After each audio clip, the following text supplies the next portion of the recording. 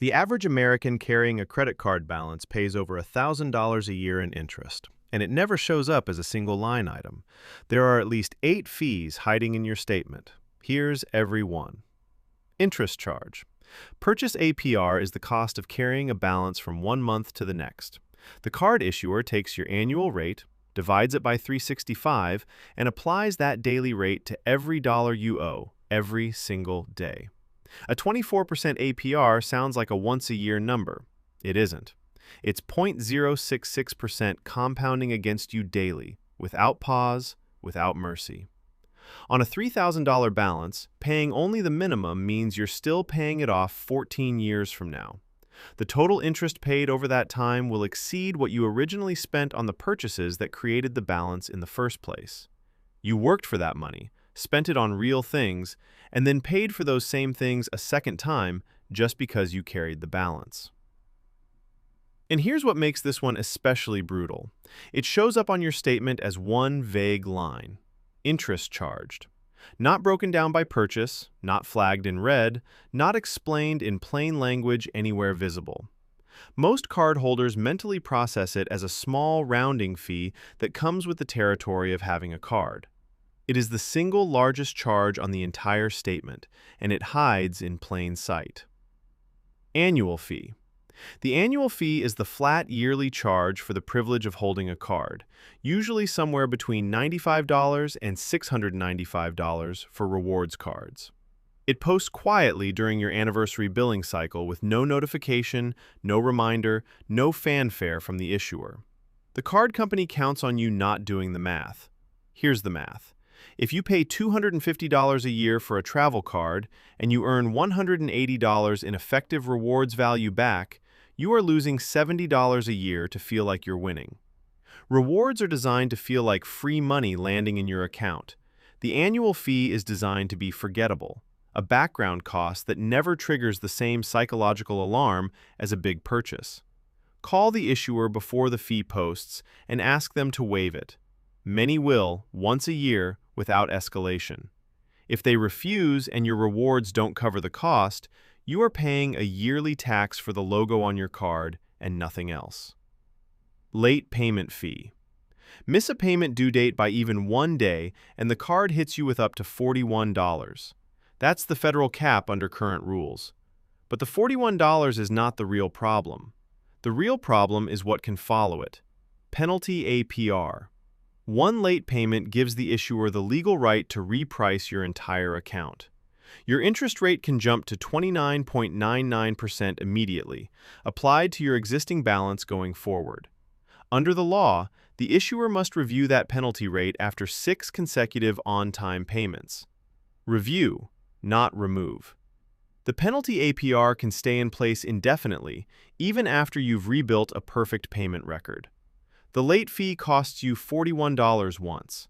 The penalty APR that tags along as a consequence can cost you hundreds of dollars every single month after that, for as long as the issuer decides to keep it. Cash advance fee. A cash advance is when you use your credit card to pull actual cash from an ATM, a bank teller, or a wire transfer. It costs you 3 to 5% of the amount pulled, with a minimum of $10. You withdraw $200 and you immediately owe $210 before you've spent a single cent of that cash on anything. But that's not even the part that should concern you most. Cash advances carry a separate APR, often sitting between 25 and 29%, and it starts accruing the same day you pull the money. No grace period. 0 days. Most credit cards give you a window on regular purchases where if you pay the full statement balance, you owe no interest at all. Cash advances have no such window. The interest clock starts ticking the moment the transaction posts and runs until the full advance balance hits 0. A $500 cash advance handled carelessly can quietly cost $600 or more by the time it's cleared. And that extra cost sits buried in a line item almost nobody reads twice. Foreign transaction fee. You swipe your card in another country, and a fee of 1 to 3% gets added to every single transaction. That's the foreign transaction fee.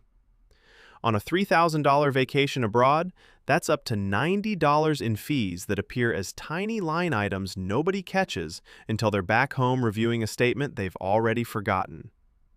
But here's the part most people miss entirely.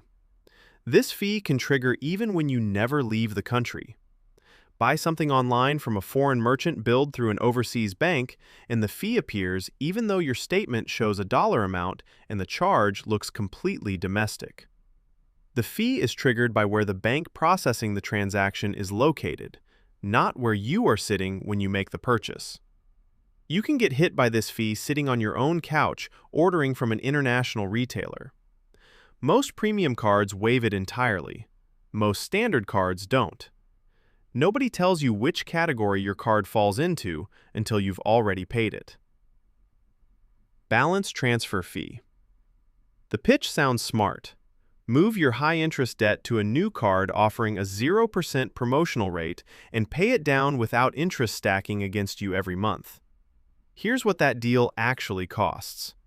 The fee is 3 to 5% of whatever you transfer, charged immediately on day one. Move $5,000 and you're out $200 before you've paid down a single dollar of the debt you were trying to escape. If you pay the balance off inside the promotional window, the math can still work in your favor and the transfer makes sense. But if the promotional period ends, say 15 or 18 months later, and you still have a balance sitting there, that balance flips to the standard Purchase APR overnight. Not a partial refund on the fee. Not a grace extension. The full remaining balance gets repriced, and the $200 you paid up front is gone with nothing to show for it. Balance transfers are a real tool. Issuers design the promotional terms knowing statistically that most people will not finish the payoff in time. That gap between intent and completion is the entire business model. Returned payment fee. Your payment bounces. Maybe your checking account ran short by $20 on the day the card pulled the payment. Maybe there was a timing gap on a transfer you thought had cleared.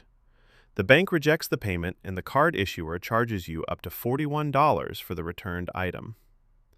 This one is especially quiet in how it operates. Your bank will show an NSF fee on your bank statement. Your credit card shows a return payment fee on its own separate statement. Two different statements, two separate fees, and most cardholders only catch one of them while the other sits unnoticed. And just like a late payment, a return payment can trigger Penalty APR at the same time. One short checking account balance costs you a bank fee, a card fee, and potentially a permanent repricing of your entire debt. The full cascade from a $20 shortfall can run into the thousands of dollars in total downstream cost. Over the limit fee. Spending past your credit limit should trigger a decline transaction. Under the Card Act, issuers are required to decline the purchase by default unless you explicitly opt in to over-limit coverage. Here's how they get you. They market the opt-in as transaction protection, so your purchases don't get declined at checkout at an inconvenient moment. It sounds like a helpful feature. What you're actually opting into is a fee of up to $41 every billing cycle you remain over your credit limit. Not just the first cycle when you cross the line. Every cycle until you bring the balance back under the limit. One accidental overage, maybe a subscription auto-renewed and pushed you $15 over without you noticing, can generate multiple fees stacking across months before you catch it. The protection being sold is theirs. The ongoing cost belongs entirely to you. Minimum interest charge. This one is almost darkly funny. You've nearly paid off your balance. You owe $8, maybe $12, something trivially small. The actual interest calculated on that remaining amount comes out to maybe 40 cents for the month. The issuer looks at that 40 cents and charges you $1 or $2 instead because their card agreement includes a stated minimum interest charge floor. It is disclosed somewhere in your original card agreement in a section designed to not be read by a human being. This fee exists entirely as a margin protection mechanism for the issuer.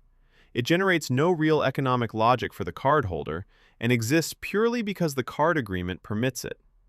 The people who get hit by minimum interest charges are precisely the people who think they are being responsible and almost finished.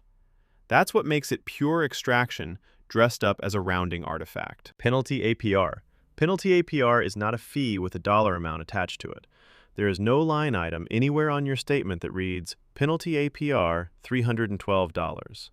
It is a permanent repricing of your entire debt, and most cardholders who trigger it have no idea it happened until they finally look closely at why their balance refuses to move. One late payment. One return payment. That's all it takes. The issuer can legally flip your purchase rate from 22% to 29.99%, and that new rate applies to your existing balance going forward on new purchases from that point. Under the Card Act, they must review the rate after 6 consecutive on-time payments. Review, not remove. They can examine the account, decide to keep the penalty rate exactly where it is, and you have no recourse beyond continuing to pay on time and hoping. You could make 6 flawless payments in a row and still be sitting at 29.99% with no end date in sight. Every other fee on this list has a number you can find on a statement, dispute with a phone call, or sometimes get waived if you ask correctly. Penalty APR reshapes the cost of every single dollar you owe, compounds against you daily, and requires months of perfect behavior just to earn a review that might change absolutely nothing.